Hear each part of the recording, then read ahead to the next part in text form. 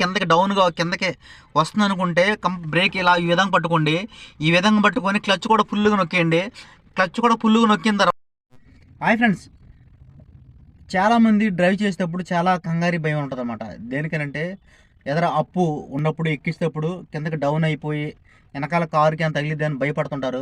లేదంటే ఫ్రంట్కి కొంచెం స్పీడ్కి వెళ్ళి ఎదరికి ఎంత తగిలిద్దేమో, డైన్ డౌన్ అయిపోద్దేమో చాలా కంగారు పడుతుంటారు.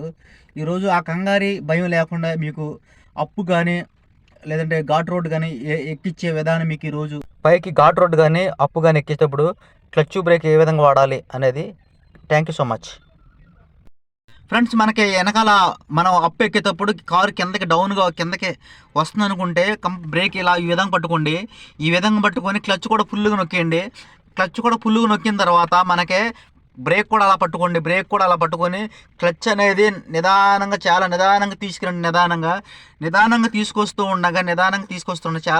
తీసుకొస్తుండగా మనకి ఇంజిన్ సౌండ్ అనేది చేంజ్ అవుతూ ఉంటుంది అన్నమాట. ఇంజిన్ సౌండ్ ఎప్పుడైతే చేంజ్ అయ్యిందో మనం రైట్ లెగ్ ఎక్స్టెండ్ పెట్టుకొని క్లచ్ రిలీజ్తో మనం ప్రయాణం అనేది ముందుకు సాగొచ్చు. ఈ విధంగా చిన్న ట్రిక్ని ఫాలో అయితే మీరు ఎక్కడైనా ఘాట్ రోడ్లో కానీ కింద డౌన్ అప్ ఎక్కేటప్పుడు కానీ కంగారు పడరన్నమాట. మళ్ళీ మీకోసం ఇంకోసారి చెప్తున్నాను ఫ్రెండ్స్, ఎప్పుడైనా మనం ఈ విధంగా క్లచ్ బ్రేక్ ఇలా పట్టుకొని క్లచ్ కూడా ఫుల్గా నొక్కేసి ఈ విధంగా నొక్కేసి బ్రేక్ కూడా అలా పట్టుకొని క్లచ్ నిదానంగా రిలీజ్ చేస్తుండగా మనకి ఇంజిన్ సౌండ్ అనేది చేంజ్ అయ్యిద్ది అనమాట.